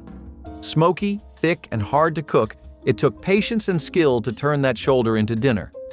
Hunters in the wild preserved the meat by hanging it over juniper or hickory smoke until it was dark and dry on the outside. Then it was roasted slowly, either over a flame or buried deep in coals. The glaze was made from tallow, that golden fat rendered down from the same elk, brushed on top every hour to keep the meat moist and glistening. The smell alone was worth the wait. Rich, wild, and earthy, it filled every inch of the cabin or campsite. When it was ready, you carved off thick slices and passed them around by hand. No one talked, they just chewed. You served it with root vegetables if you had them, or dunked it in hot broth made from the bones. This was the kind of meal you told stories about later. It was hard-earned, and that made it taste better than anything you could buy, then or now. Victory. Hamburger corn bake was one of those dinners that made the whole house smell like something good was happening, even when nothing else was. You browned a pound of ground beef in a pan, stirred in a can of creamed corn, maybe some onion, and poured the whole thing into a baking dish. Then you mixed up some cornbread batter, Jiffy, if you were smart and short on time, and poured it over the top. Baked it until the cornbread puffed up golden and cracked just a little at the edges.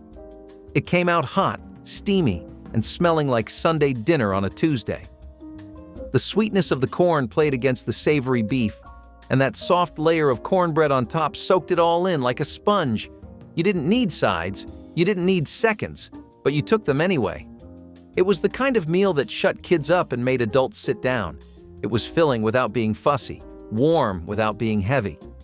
It made you forget for a minute that everything in it came from a can, a box, or a pound wrapped in plastic.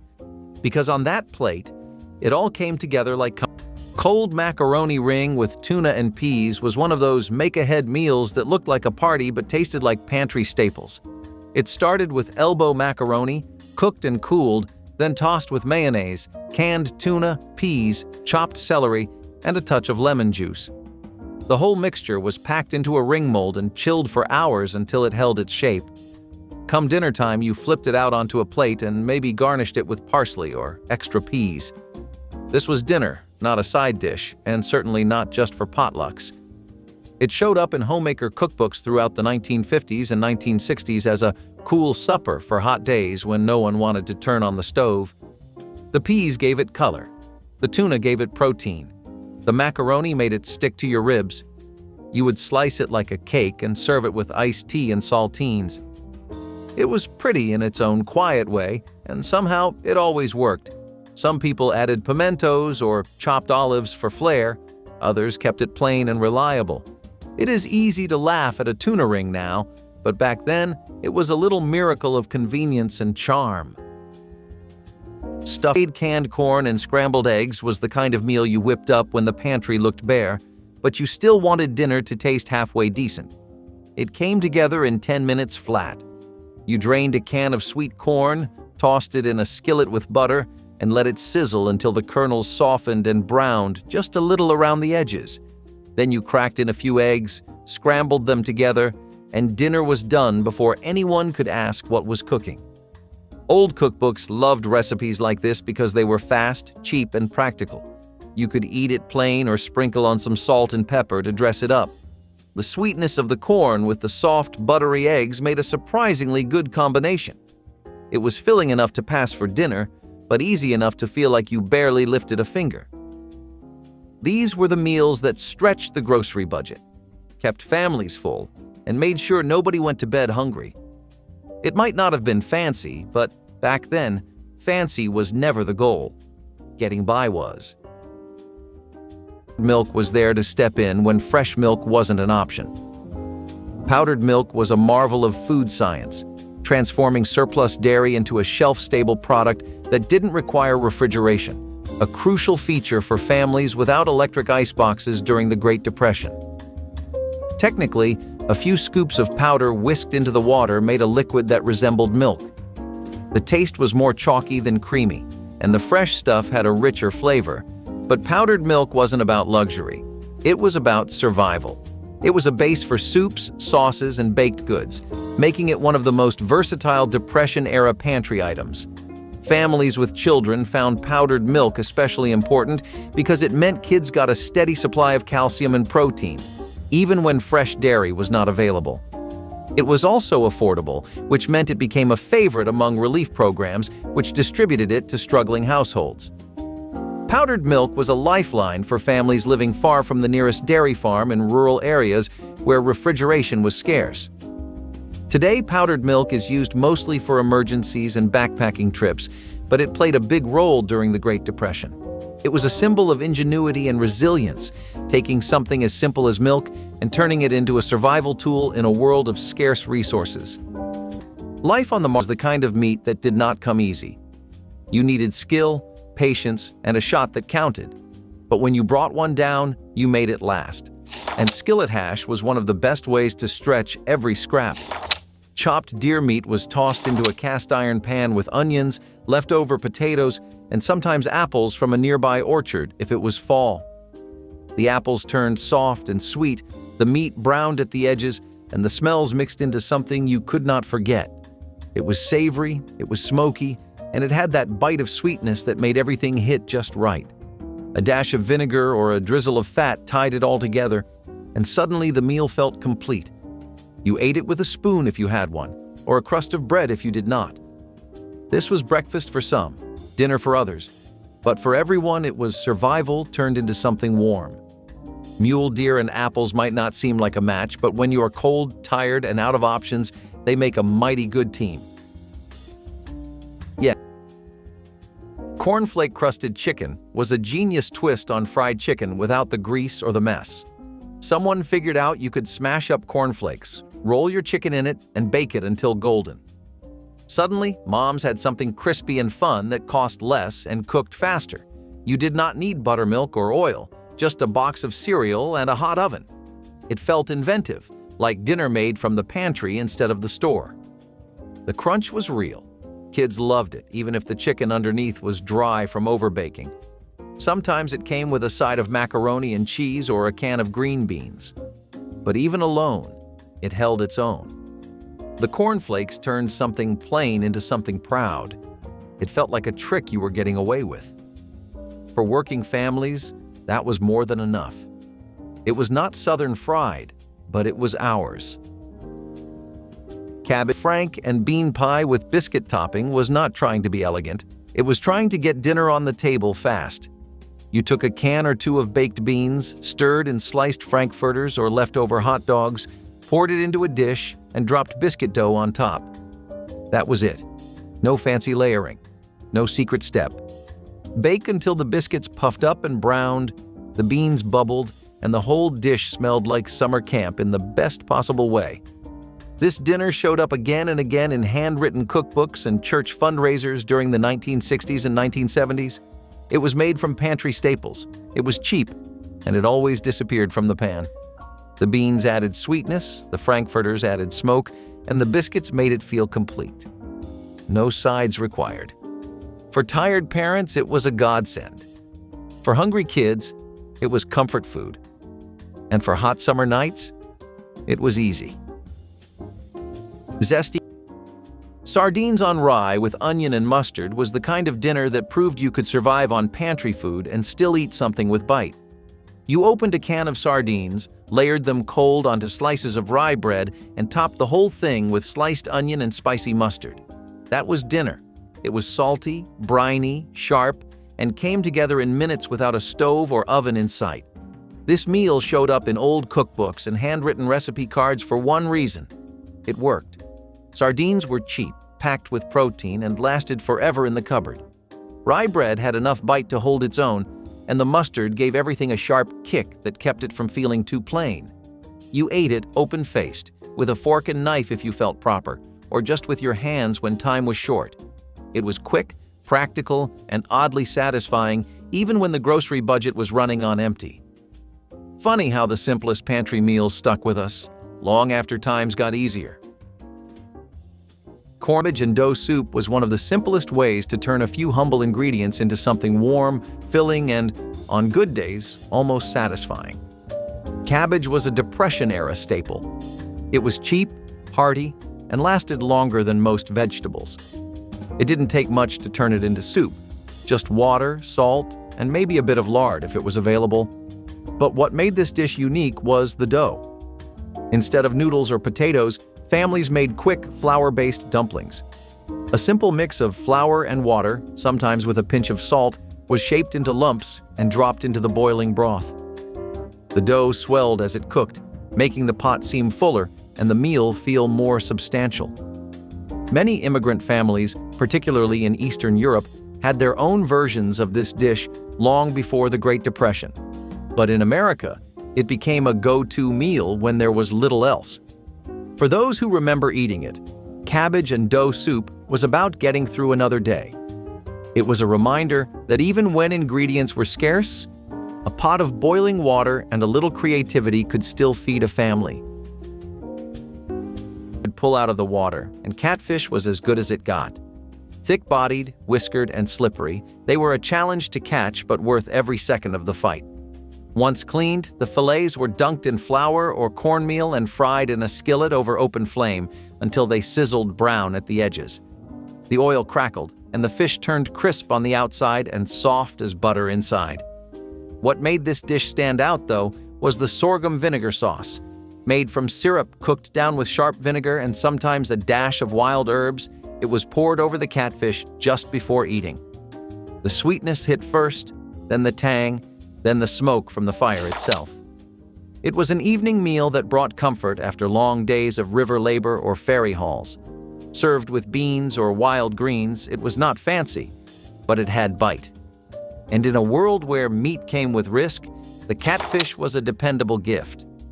If you knew how to clean it right, season it just enough, and keep your fire steady, you could turn a slippery catch into something you would dream about again tomorrow.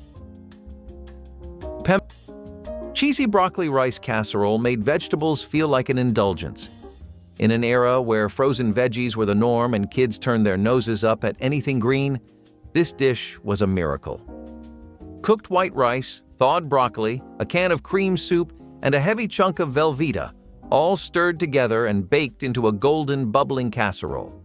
It was thick, creamy, and just salty enough to satisfy a tired adult and trick a picky child. It smelled like warmth. It looked like effort, and it tasted like someone still cared. The kind of food that stayed hot even after you came back for seconds. It was never elegant, but it was loved. The dish could stretch to feed 5 or just 2 with leftovers for the lunchbox. No one bragged about it, but everyone cleaned their plates. In houses where money was counted and casseroles were king, this cheesy, starchy wonder was the great equalizer. Even dads who hated broccoli grew to respect this one.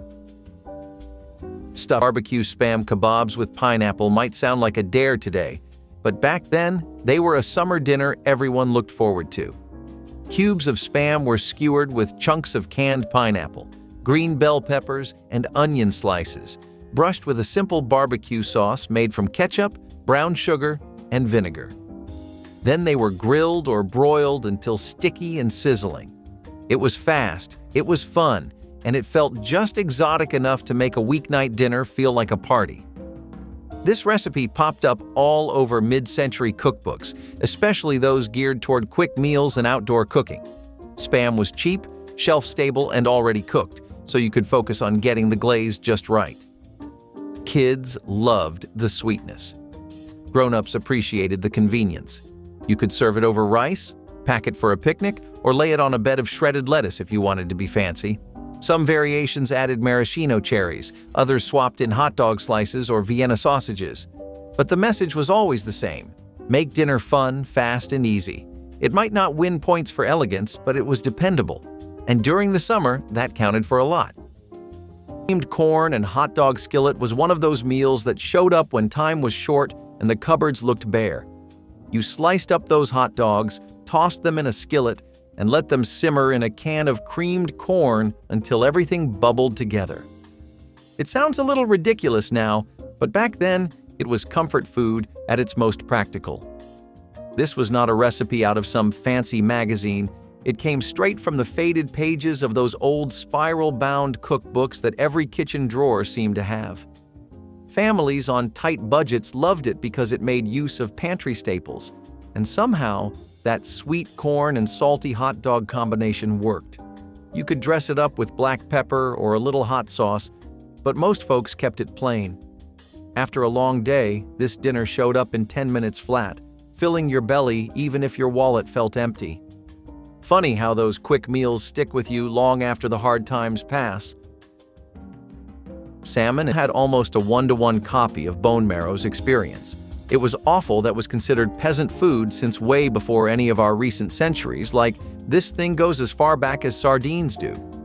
Organ meats have never really been popular in any part of America, historically speaking, not until recently. But how did we get here? Well, a lot of chefs had a hand in helping people be more open to the benefits of nose-to-tail eating.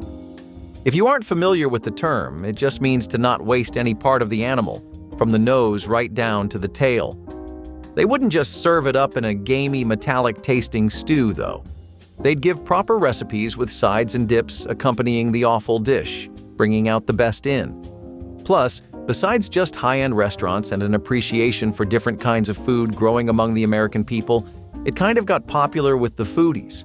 Lots of high-end restaurants started using liver mousses, braised hearts, or roasted bone marrow in their dishes. It's a whole thing. Barbecue beans were always part of the story, but when you had molasses and bear grease, the story changed. This dish started in open ovens or cast iron pots that sat on hearthstones. Dry beans, navy, kidney, or pintos, were soaked, boiled, and then mixed with thick, dark molasses. That alone was a meal. But what made it unforgettable was the drizzle of bear grease poured on top just before serving. Bear grease was liquid gold. Rendered slowly from bear fat over a fire, it had a deep, smoky richness that made even the plainest dish feel like celebration. You did not always have it, but when you did, you used every drop. The beans baked slowly, the molasses caramelized, and the bear grease brought it all together like the last note in a song. This was not something you served to guests. It was something you served to family, people who knew what hunger meant. The beans filled your belly, the sweetness lifted your mood, and the fat kept you going through the coldest nights. It was the kind of food that made you feel like maybe, just maybe, you would make it through the winter after all. Salisbury steak TV dinners were the bachelor's banquet, the dad's dinner for one, the exhausted mother's silent truce with the microwave. They came in compartmentalized trays, Salisbury steak swimming in brown gravy, a scoop of mashed potatoes with a dimple of margarine, and a side of peas that somehow never defrosted evenly. You peeled back the foil, popped it in the oven or microwave, and 20 minutes later, you had a meal that looked like food. Maybe not tasted like it, but looked like it. Kids ate them cross-legged in front of the television while Wheel of Fortune spun on. Dads came home from the night shift and slid one into the oven because it beat frying an egg. These weren't luxurious. They weren't healthy. But they were consistent, and in a world full of unpredictable bills and layoffs, that mattered. The meat had a spongy chew, the gravy stuck to everything, and the mashed potatoes tasted like nothing at all. Still, it filled the plate and shut up the hunger. It was food with a fork. And when the world didn't feel warm, the glow of that TV tray, hot and humming from the microwave, almost did the trick. Potato green peppers with rice and corn were a humble summer dish that did not need anything extra to feel like a full meal. Peppers were halved, seeded, and filled with cooked rice, corn, chopped onions, and sometimes tomato sauce. Everything was spooned in and baked until the peppers softened, then topped with a little cheese if available. It made you feel full without being heavy. In farm communities and suburbs, peppers were easy to grow or buy cheap from roadside stands. That made them a go-to when money was tight, but hunger was not. The corn and rice stretched the filling. You could feed 6 with just a few peppers and a pan of rice. Some added beans or leftover meat, but many made the vegetarian version just fine. It was colorful. It was fragrant. It sat proudly on the table like it had something to prove. And for many summers it did. Pie with canned chili and cheese was the dinner of champions. If your definition of champion was someone who worked 12 hours and still had to put food on the table. That old minute rice box was a lifeline back then, cooking up fluffy in just a few minutes. You dumped canned chili right over the top, shredded some cheddar if you had it, and dinner was done. Nobody expected it to be gourmet, but it filled you up, stuck to your ribs, and made sure you were ready for the next shift, the next chore, the next whatever life threw at you. The cookbooks from those days leaned hard on pantry meals like this because they worked. They were honest, quick dinners that kept you standing, even when life tried to knock you down. And hey, melted cheese makes everything better. Fried bologna. Stay in the South for a while. It's not all savory and spicy, they even have some great desserts. Speaking of food combinations, this next one will definitely blow your mind. Have you ever thought of combining beef with gelatin? If not, this is your sign to twist things up a bit and try this one out. There's a reason why this one was the talk of the town during the dirty 30s. The gelatin was used to thicken soups and stews, while the beef added a hint of protein. Now, since the supply was always limited, don't expect a whole beef steak in your bowl. Just a few chopped up bits and pieces of meat and every few bites was all you got. This meal was designed to be full, and it was left bland for the most part. However, some people in the South decided to spice things up a bit by remixing the recipe according to their likes. One such recipe included canned corned beef, canned peas, gelatin, lemon juice, and vinegar. We wouldn't consider pairing these ingredients today, but it was a lifesaver for those who had to make it through the hard times. If you go over, coffee was not just for drinking. On the trail, it doubled as a spice, a rub, and sometimes even a way to keep the meat from going bad too fast. Chuckwagon cooks used coffee grounds to crust salt-cured ham hocks before roasting. The result was earthy, smoky, and just bitter enough to cut through the fattiness of the pork.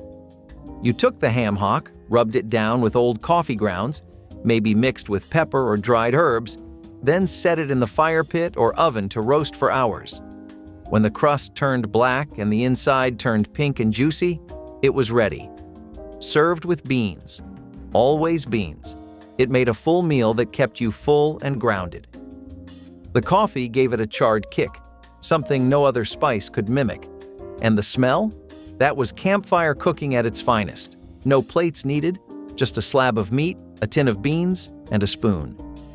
It was a dinner that looked burned but tasted like comfort. And no one ever asked how or why it worked. It just did. Mule deer with fried rice was what you made when time was short and leftovers were plenty. A little rice, a little Spam, a few peas or carrots, maybe a scrambled egg thrown in. It was comfort in a can during the best of times. It was a carb-loaded silver lining in the worst of times. Either way, it was always a friend you could count on when your stomach and energy were running on empty. It came together in one pan, fast and salty. Spam was the star, cubed, seared until crispy at the edges, and rich enough to make everything else taste like something more expensive. It was equal parts convenience and comfort. This was the kind of meal passed down from soldiers in island kitchens from Hawaii to Arkansas. No matter where you grew up, someone you knew made this. It was not glamorous, but it was golden in the pan and gone in minutes. Dads especially liked it. Quick to make, easy to clean. The soy sauce gave it color, the Spam gave it soul, and the rice soaked up every bit of it. One skillet, one spoon, one full belly. Minute loaf with cucumber sauce looked like something from a buffet table but was made with canned fish and scraps. You flaked the salmon, canned if fresh was too much, then mixed it with breadcrumbs, eggs, lemon juice, and seasoning before shaping it into a loaf and baking. Once cooled, it was sliced and served cold, usually with a cucumber sauce made from sour cream or mayo and finely chopped cucumber. This dish showed up often in the 1950s and 1960s cookbooks, especially in regions where summer meant heat and no one wanted the stove on. Cold dinners were in. Molded ones were even better. You could make it early, chill it, and slice it up at dinner time without breaking a sweat. It was elegant in its own quiet way. Some added celery or pickles, others kept it smooth. Either way, it answered the question of what to eat when the heat made everything else unbearable. Mayo and peanut butter sandwiches with lettuce were one of those strange little meals that somehow showed up again and again in old cookbooks, no matter how odd they sounded. You spread peanut butter on one slice of soft white bread, mayonnaise on the other, tucked in a crisp piece of iceberg lettuce, and slapped the whole thing together. That was dinner. It sounds like a dare now, but back then it was quick, filling, and surprisingly popular when groceries ran low and people had to make the best of whatever was in the pantry. The peanut butter gave it richness, the mayo added tang, and the lettuce brought crunch to pull it all together. It was salty, creamy, a little sweet, and ready in under 5 minutes. Families leaned on meals like this because they stretched simple ingredients, filled you up, and kept dinner from feeling impossible when paychecks were short. It might not have been fancy, but it worked. And funny enough, folks who grew up with this odd little sandwich still remember the taste. Sometimes getting by meant getting creative. The prices of white sugar dropping as a whole after the First World War, leading molasses to decline in popularity, they made a strong comeback as the engine fueled a great batch of molasses cookies. People also started abandoning white sugar during the Second World War, and it caused them to look for alternatives for their yearly Christmas baking sessions, and the government was already pushing on molasses for widespread public use pretty hard. Eventually, people saw the value, and the ones that did not have to because it was so much cheaper to get molasses than any other ingredient. That, along with some sorghum syrup, meant that people could still enjoy a fresh batch of hot cookies and warm milk to welcome the winter. It might not seem like much, but maintaining tiny traditions like that meant a lot to people and kept their spirits going as the days got harder and costlier. When someone slaughtered a hen, you knew it was a rare kind of day. Chicken was not everyday food. It was a once-in-a-while prize, saved for Sunday or when guests came calling. Smothered sorghum chicken over grits turned that rare event into a full table spread. The hen was cut into pieces, browned in a skillet, then simmered in sorghum syrup, vinegar, and a little spice until the sauce went sticky and rich. It was sweet, sharp, and clung to the chicken like molasses. Underneath, a mound of stone-ground grits soaked up every drop.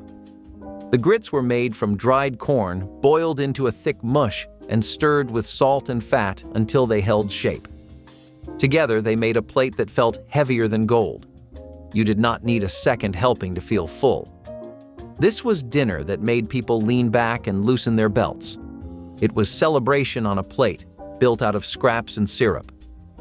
And when the hen was gone, you remembered the flavor longer than you remembered the effort. Breakfast for dinner, BFD, was the lifeline of every tired parent who forgot to thaw meat. You scrambled up eggs, maybe tossed in some cheese if it hadn't gone moldy, pancakes from a box mix, bacon or sausage if there was any left from Sunday, hash browns fried from frozen, crispy on the outside and soft in the middle. You ate it all at the dinner table like it was completely normal, because in your house it was. It felt like breaking the rules and being responsible at the same time. Kids loved it, adults appreciated it, and something about pancakes at 6 p.m. just made the day feel less hard. You didn't need a recipe. You didn't need much of anything. Just a hot pan, a little butter, and the willingness to bend tradition. You cleaned out the fridge and called it a meal. Syrup on the eggs? Why not? Toast and jelly on the side? Sure, it was the great equalizer. Everyone liked something from the breakfast menu. And when dinner felt impossible, flipping flapjacks at sundown made you feel like you were still in control, if only for one syrupy, scrambled, golden brown night. Tomato platters with egg salad filling were the summer version of keeping it simple without losing the charm. You would start with the ripest tomatoes you could find, usually picked right from the garden or bought cheap from a neighbor's stand. Slice them in half, scoop out a bit of the center, and fill them with homemade egg salad. Not the store-bought kind either. This egg salad was chopped eggs, mustard, a bit of mayonnaise, and maybe a sprinkle of paprika or chopped pickle for punch. Then the filled tomatoes would be plated on a bed of lettuce, often with saltines on the side, and a tall glass of iced tea. This was not a lazy meal. It was intentional, refreshing, and bright. The kind of plate that made you feel taken care of even when money was tight and the kitchen was sweltering. These showed up at bridge club meetings, baby showers, and Sunday dinners when nobody felt like cooking. The tomatoes cooled the egg salad. The lettuce gave it a little crunch. And if you were lucky, someone would have tossed in some sweet relish just right. The whole thing was cold, clean, and deeply satisfying. A real taste of summer simplicity. Bologna salad. Cottage cheese and pineapple plates were the go-to for a light summer dinner when turning on the stove felt like punishment. You would scoop a generous mound of cottage cheese onto your plate, plop some pineapple rings or chunks right alongside, and maybe toss in a saltine cracker or two if you were feeling fancy. That was dinner. It sounds a little strange now, but back then it was right there in every old cookbook, promising quick, budget-friendly meals that helped stretch the pantry and beat the heat. It was cold, creamy, and sweet. The kind of meal that made sure you stayed full without sweating over a hot skillet. For families trying to get by on tight paychecks, it was a lifesaver. And somehow, that odd combination of tangy cottage cheese and syrupy pineapple rings actually worked. It might not win any culinary awards today, but during those lean years, it was exactly the kind of practical magic you needed. Spam and egg scramble was one. In the chaos of ancient and medieval warfare, time was a luxury, and so was leavened bread. When soldiers needed sustenance on the go, they turned to flatbread, a simple yet effective solution. Made from flour and water, sometimes with a pinch of salt, it required no rising time and could be baked on a flat stone or a metal plate over an open fire. Flatbread was a culinary bridge between cultures. From the Roman legions to medieval Arab armies, its versatility made it a universal staple. Soldiers could eat it plain, use it to scoop up stew, or even wrap it around dried meat for an early version of the sandwich. And unlike leavened bread, flatbread was far more forgiving. It could survive days of travel without becoming a crumbly mess. It wasn't all perfection, though. Cooking over a fire meant the bread could be scorched in seconds if you weren't careful. More than a few soldiers probably had to settle for extra crispy flatbread when they got distracted by a battle horn. Still, this simple, adaptable bread earned its reputation as a battlefield favorite. Thrown away, it was boiled, peeled, sliced, and stewed into one of the richest meals you could get without spending a cent. Ox tongue and onion stew was thick, gelatinous, and sticky with flavor. You started by simmering the tongue in salted water for hours, until the outer skin peeled off like paper. Then you sliced the meat and tossed it into a pot with onions, sometimes potatoes, and a bit of fat if you had it. The broth turned brown, the meat turned soft, and the smell took over the room. It was not pretty, but it fed a family. Ox tongue was often free or near it at the butcher, because no one wanted it. That made it a working man's dish, something that proved you knew your way around a tough cut and could turn it into something to be proud of. The onions melted into sweetness, and the meat melted on your tongue. You could eat it over bread or scoop it out with a spoon, and either way it reminded you that respect was not just for the fancy parts. It was for whatever you made count. Wild noodle stir-fry was the poor man's lo mein, the college kid's weeknight miracle, the single parent's ace in the hole. You started with a packet of instant ramen, any flavor, though chicken or beef were the classics. Toss the seasoning packet or save it for something else. Boil the noodles till soft, drain them, then fry them up with whatever you had. Frozen mixed vegetables? Perfect. A leftover hot dog? Toss it in. A splash of soy sauce and maybe some garlic or hot sauce if you had it. Suddenly, you weren't just eating ramen, you were making dinner. It was quick, it was hot, and it felt like an upgrade. You learned the ratios over time.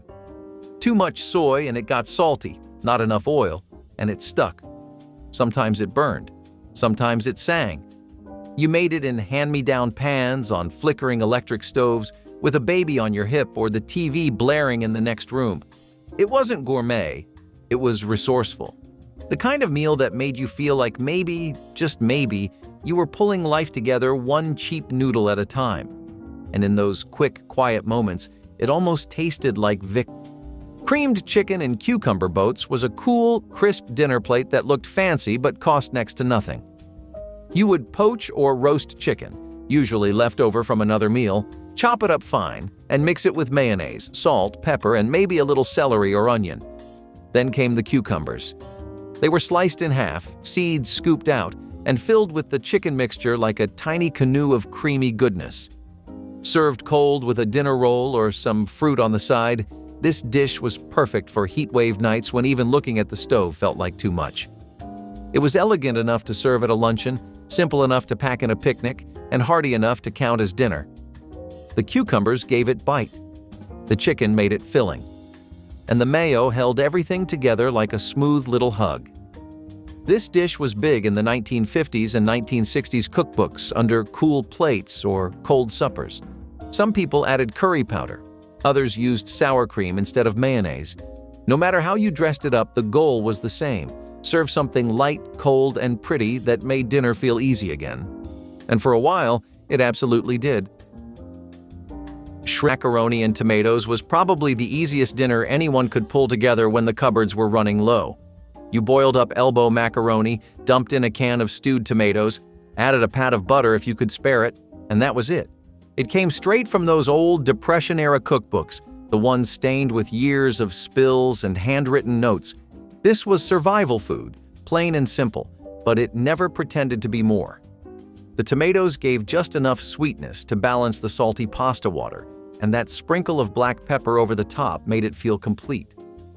Families leaned on meals like this because they stretched what little you had, and you could serve every last person at the table without wondering how you were going to afford groceries next week. It was quick, hot, and filled you up when you needed it most. The old cookbooks called it economical, but for most folks, it was just Tuesday night. Funny how something so simple stuck around for generations. Potatoes had more use than just what was under all the layers. Once peeled, people would often fry the potato skins as a midday snack. Nothing would ever go to waste in homes back then, as you must have gathered by now. If they can make stuff out of sausage drippings and drain the fat from bacon to reuse, frying up some potato skins does not seem that out of the box at all. These fried skins were the perfect sidekick to potato pancakes, and the fact that the skins had a lot of health benefits made it all the more appealing. Things like this really helped to keep appetites in check, and that meant that the financial situation of the home would be calmer too. When a meal needed to be stretched as far as possible, soup was often the answer. Beating heart of cowboy cooking. Beans and bacon went everywhere, from wagon trains to cattle drives to back porch suppers. You started with pinto beans, dried and soaked overnight if you had the time. They were tossed into a big pot with water and a heavy slab of salt-cured bacon. That bacon was not the kind you fry for breakfast. It was dense, brined, and meant to last. As it cooked, the beans soaked up all the fat and salt, turning soft and smoky. You stirred it with a wooden spoon, checked the fire, and hoped it would be done by sundown. There were no frills, just beans, pork, and patience. If you had a biscuit or a chunk of cornbread on the side, you counted yourself lucky. This was a meal that stuck with you, gave you warmth, and made sure you could ride or work all the next day. Rabbit Parmesan was the dinner that looked like it took all day but was secretly built on shortcuts. Frozen breaded eggplant rounds, if you could find them, jarred marinara sauce, a bag of shredded mozzarella, and maybe some Parmesan if it wasn't too expensive that week. You layered it all like lasagna: sauce, eggplant, cheese, repeat. Baked it till the edges bubbled and the kitchen smelled like you knew what you were doing. It was meatless, but no one complained. It was heavy enough to count. Kids picked around the eggplant for cheese. Dads ate it with white bread and butter on the side. It was a Friday night special when money was tight, or a Sunday dinner for Catholics avoiding meat. The eggplant always went soggy after reheating, but no one minded. It filled the belly and stretched a few ingredients into a tray big enough to feed 6. Some called it Italian, but it was more like American survival with a red sauce. It looked impressive, tasted decent, and made you feel like you'd pulled off something grand. Even if it came from the freezer aisle and took 20 minutes to throw together, that golden cheese crust gave it the shine of love. Ring with creamed corn center sounds like something out of a school cafeteria, but it was once the crown jewel of many a 1960s dinner table. You would mix up a batter of cooked egg noodles, chopped ham, eggs, cheese, and a bit of milk, then press it all into a ring mold and bake until set. The middle was left empty until serving time, when you would ladle in creamed corn, warm, buttery, and just thick enough to hold its shape. This was a one-dish dinner meant to serve a crowd with the illusion of elegance. Kids loved the noodle ring part, while the adults appreciated how cheap it was to make. Cookbook after cookbook recommended it for Sunday suppers or ladies' luncheons. It looked fancy, but it was made from pantry basics. You could dress it up with paprika or parsley. You could swap the corn for peas if that was all you had. But no matter how you spun it, this was comfort food in a circle. A little weird, a little showy, and very much a product of its time. Still, on a hot night when you needed a filling meal fast, it did the job well. Sliced tomato egg drop soup was a fast, practical dinner that showed up in old cookbooks for families juggling tight grocery budgets and tighter schedules. You started with hot broth, usually whatever bouillon cube or soup base you had in the cupboard. Then you poured in canned tomatoes and stirred everything together until it simmered. The final touch was whisked eggs, slowly dripped in as you stirred, turning into silky ribbons in the hot broth. It looked a little fancier than it was, but this meal was all about speed and making the best of what you had. The tomatoes added sweetness, the broth made it filling, and the eggs gave enough protein to keep everyone going. It came together in less than 10 minutes and cost next to nothing, which is exactly why old cookbooks loved it. It was warm, fast, and comforting without much effort. Families leaned on meals like this because they filled bellies and stretched paychecks at the same time. Funny how those quick little soup tricks turned into classics that still stick with people. As far as names go, this is probably the most insulting one I've ever seen.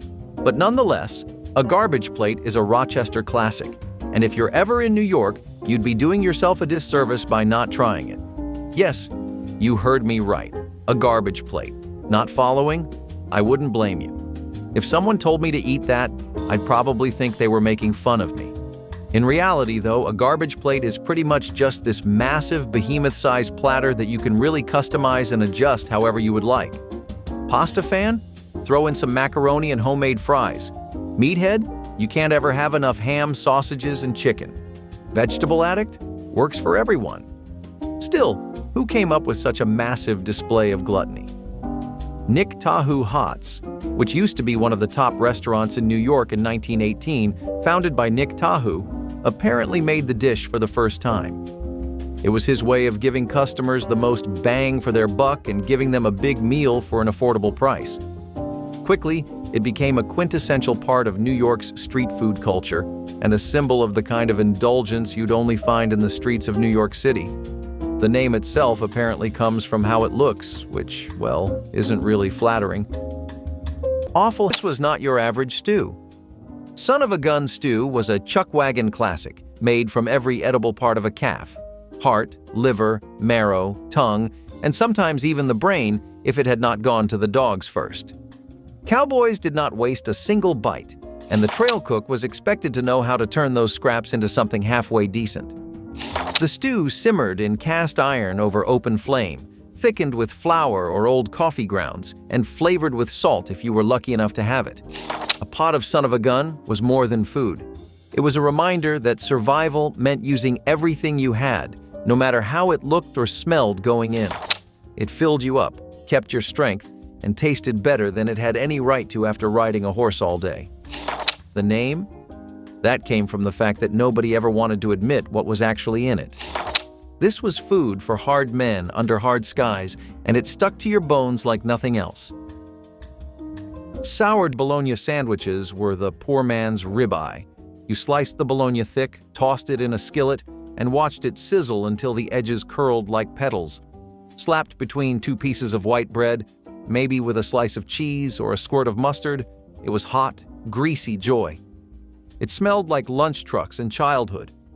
This was not health food. It was real food. The kind made after overtime shifts or between bus rides when money was short and stomachs were loud. Bologna was cheap, but fried. It became something else entirely, something smoky, savory, and deeply American. It hit the table fast and disappeared even faster.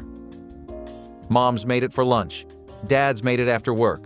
Kids made it after school. It was dinner for people who worked with their hands and lived paycheck to paycheck, but still deserved something hot and good. Which of these forgotten dinners would you bring back to your family's table tonight? Share your warmest memories in the comments below, hit that like button, and subscribe for more recipes that time almost erased from history.